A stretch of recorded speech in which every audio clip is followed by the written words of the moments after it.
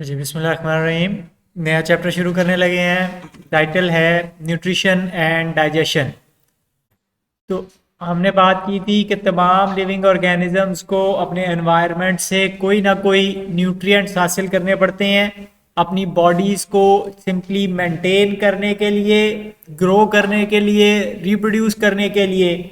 Environment से raw materials आप हासिल करते हैं, उनको अपनी बॉडी का पार्ट बनाते हैं और उसके मुताबिक फिर ग्रो करते हैं।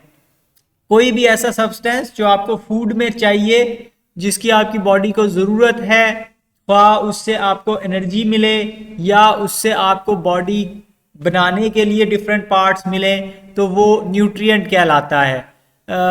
जिस प्रोसेस के दौरान फिर न्यूट्रिएंट्स हासिल किए जाते हैं, आप एनवायरनमेंट से जिस तरीके से वो चीज़ें हासिल करते हैं उसको न्यूट्रिशन कहते हैं। और उसके अंदर फिर सारे प्रोसेस आते हैं कि आप वो ढूंढते कहाँ से हैं से लेकर उसको खाने और अपनी बॉडी का पार्ट बनाने तक का सारा हिस्सा जो है वो न्यूट्रिशन में आता है। तो आपको ग्रोथ के लिए, अपनी बॉडी की मेंटेनेंस के लिए, रिपेयर के लिए मुख्तलिफ न्यूट्रिएंट्स चाहिए होते हैं जो आप न्यूट्रिशन के ज़रिए से हासिल करते हैं। बाज़ न्यूट्रिएंट्स आपकी बॉडी में एनर्जी प्रोवाइड करते हैं ऑब्वियसली। मिसाल के तौर पे कार्बोहाइड्रेट्स हैं, फैट्स हैं, प्रोटीन्स हैं, तो उनको तोड़ के आप उनसे एनर्जी हासिल करते हैं। उसके मुकाबले में बाज़ न्यूट्रिएंट्स आपके मेटाबॉलिज्म को असिस्ट कर रहे होते हैं।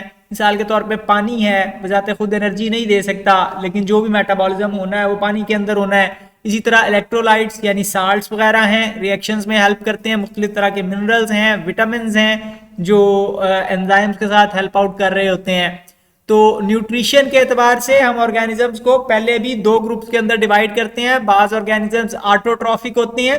ऑटोट्रॉफी का लफ्जी मतलब है अपनी खुराक खुद तैयार करना। तो बाज़ ऑर्गेनिजम्स अपनी खुराक इनऑर्गेनिक सब्सटेंसेस से कॉम्प्लेक्स ऑर्गेनिक सब्सटेंसेस बना सकते हैं बजाते खुद। तो ये इनऑर्गेनिक एनवायरनमेंट के अंदर रहते हैं, वहां से simple inorganic raw materials obtain करते हैं और उनसे कॉम्प्लेक्स ऑर्गेनिक सब्सटेंसेस बनाते हैं। मिसाल के तौर पे पानी हासिल करेंगे, कार्बन डाइऑक्साइड हासिल करेंगे, नाइट्रेट्स हासिल करेंगे और उनसे कार्बोहाइड्रेट्स बना सकते हैं, लिपिड्स बना सकते हैं, प्रोटीन्स बना सकते हैं। यानी कि कॉम्प्लेक्स कंपाउंड्स बनाने के लिए जितने एंजाइम्स चाहिए इनके पास पहले से मौजूद हैं। ये उनके जरिए से सिंपल चीज़ों से कॉम्प्लेक्स चीज़ें बना सकते हैं। उस दौरान एनर्जी चाहिए होती है। पिछले चैप्टर में हम देख चुके हैं कि वो एनर्जी कैसे हासिल करते हैं। फिर बाज़ ऑर्गेनिजम्स हेट्रोट्रॉफिक होते हैं। हेट्रोट्रॉफिक का मतलब ये है कि वो अपनी खुराक खुद तैयार नहीं करते, बल्कि दूसरे ऑर्गेनिज्म से पकी पकाई बनी बनाई न्यूट्रिएंट्स हासिल करते हैं।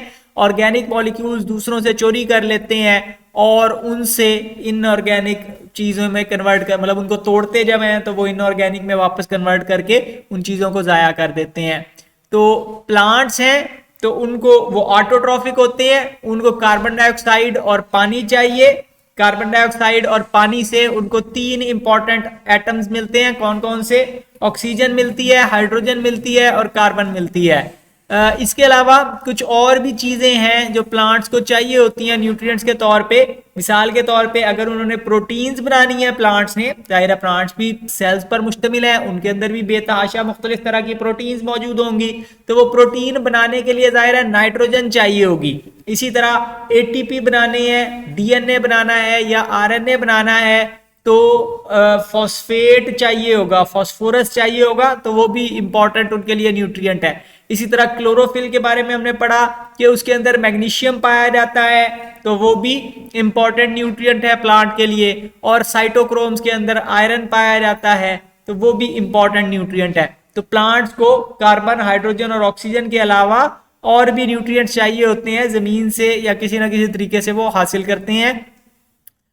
जमीन में मिसाल के तौर पे एक गमले के अंदर आपने पौधे लगा दिए, उसके अंदर वो ग्रो कर रहे हैं, तो क्या करेंगे कि मिट्टी में से वो न्यूट्रिएंट्स एब्जॉर्ब कर लेंगे। बाद में आपने पौधे उखाड़े, जब वो मतलब उन्होंने लाइफ साइकिल अपना कंप्लीट कर लिया तो आपने पौधे उखाड़ के बाहर फेंक दिए, फिर नए बीज वहां पे उसी गमले के अंदर लगा दिए, खाद वगैरह ऐड नहीं की, तो क्या होगा कि वो पौधा ग्रो करने के लिए फॉस्फोरस एब्जॉर्ब करेगा, नाइट्रोजन नाइट्रेट्स एब्जॉर्ब करेगा और मैग्नीशियम वगैरह एब्जॉर्ब करेगा, फिर दोबारा ग्रो करेगा। आपने फिर उखाड़े, फिर फेंक दिए। तो वक्त के साथ साथ जब डिफरेंट साइकिल्स उसी गमले के अंदर चलेंगे तो क्या होगा, मैग्नीशियम, सल्फर, फॉस्फोरस नाइट्रोजन वगैरह की कमी हो जाएगी उस सॉइल में, और हम कहेंगे कि मिट्टी अब बैरन हो गई है, बंजर होती जा रही है, कि उसके अंदर क्रॉप्स अब उतनी तेजी के साथ उतने अच्छे तरीके से ग्रो नहीं करती जितने तरीके से पहले करती थी, जितने अच्छे तरीके से।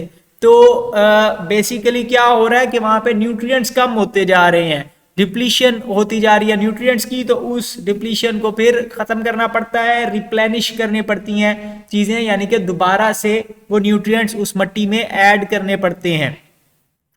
तो पुराने जमाने से किसान ये चीज ऑब्जर्व करते थे कि जिस खेत में एनिमल मैन्योर डाली जाए, जानवरों का फुसला डाला जाए, उस खेत के अंदर पौधों की ग्रोथ ज्यादा अच्छी होती है। बाद में जब गांव और शहर बन गए तो लोगों ने सीवेज स्लज उसके अंदर डालना शुरू कर दिया, यानी कि सीवरेज से जो पानी आ रहा है उसके अंदर जाहिर है ऑर्गेनिक मटेरियल है, तो वो डाल दिया जाता था फसलों को, तो उससे भी ग्रोथ अच्छी हो जाती है। अब बेसिकली एनिमल मैन्योर हो या सीवेज स्लज हो, दोनों कॉम्प्लेक्स ऑर्गेनिक सब्सटेंसेस उसके अंदर मौजूद है, जिसके अंदर बहुत सारी मुख्तलिफ चीजें मिक्स हुई हुई हैं उस पानी के अंदर। तो बाद में हमें पता लगा कि कौन से वाले पौधे को एग्जैक्टली क्या चीज चाहिए ग्रो करने के लिए, उनको नाइट्रोजन चाहिए, उनको फास्फोरस चाहिए, उनको सल्फर चाहिए, जो भी मुख्तलिफ चीजें चाहिए। तो हमने एग्जैक्टली वो कंपोनेंट्स अलहदा कर लिए, अब हमने आर्टिफिशियल फर्टिलाइजर्स बना लिए हैं, केमिकली सिंथेसाइज कर लेते हैं हम ऐसे सब्सटेंसेस जिनको प्लांट्स इस्तेमाल कर सकते हैं अपनी ग्रोथ के लिए। मिसाल के तौर पे यूरिया है, तो वो यूरिया खाद डाली जाती है फसलों को नाइट्रोजन की कमी पूरी करने के लिए। इसी तरह सुपर फॉस्फेट है, तो फॉस्फेट की रिक्वायरमेंट पूरी करने के लिए डाली जाती है। अमोनियम नाइट्रेट है, तो ये भी नाइट्रोजन की रिक्वायरमेंट पूरी करने के लिए खादें डाली जाती हैं। अब प्लांट को अगर कोई मखसूस रिक्वायरमेंट ना पूरी हो रही हो, कोई मखसूस न्यूट्रिएंट उसको ना मिल रहा हो, तो उसकी वजह से प्लांट्स को भी डिजीजेज हो सकती हैं। जिस तरह आपके अंदर खुराक पूरी ना मिल रही हो तो उसकी वजह से ग्रोथ ठीक नहीं होती, बीमारियां होती हैं, ऐसे ही प्लांट्स में भी मसला होता है। मिसाल के तौर पे नाइट्रोजन की डेफिशिएंसी की वजह से स्टंटेड ग्रोथ हो सकती है। स्टंटेड का मतलब होता है कि वो छोटे रह जाते हैं, उतनी तेजी से ग्रो नहीं करते जितने नॉर्मल प्लांट ग्रो कर रहे होते हैं।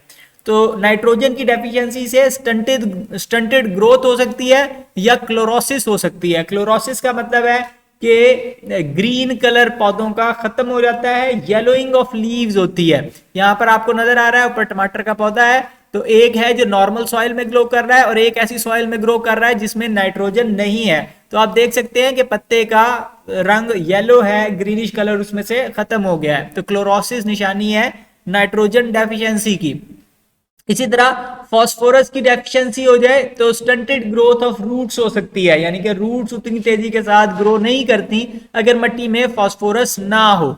तो यहाँ पे आपको दिखाया हुआ है डिफरेंट कंसंट्रेशन में फास्फोरस। इस वाले पौधे को जिस गमले में लगाया गया उसमें सबसे ज्यादा मिकदार में फास्फोरस थी, यहाँ पे थोड़ी कम थी, और यहाँ पे बिल्कुल ही फास्फोरस नहीं डाली गई। तो आप देख सकते हैं कि उसकी जड़ें ग्रो नहीं कर सकी और पौधा भी उस हिसाब से ग्रो नहीं कर सका है। तो फास्फोरस की डेफिशिएंसी से रूट्स की ग्रोथ नहीं होती, स्टंटेड हो जाती है। इसी तरह पोटेशियम की डेफिशिएंसी से येलो या ब्राउन लीफ मार्जिन हो जाते हैं। यहाँ पे आपको नीचे दिखाया हुआ है कि लीफ मार्जिन, दरमियान में लीफ का कलर थोड़ा सा ग्रीन है लेकिन साइडों से वो येलो हो रहा है, किनारों से येलो हो रहा है या किनारों से ब्राउन हो रहा है, ऐसे लग रहा है जैसे पत्ते जल गए हैं।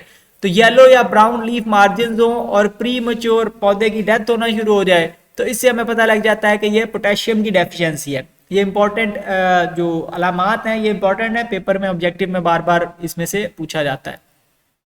मैग्नीशियम की डेफिशिएंसी की वजह से भी क्लोरोसिस होती है, यानी कि पत्ते का रंग येलो हो जाता है।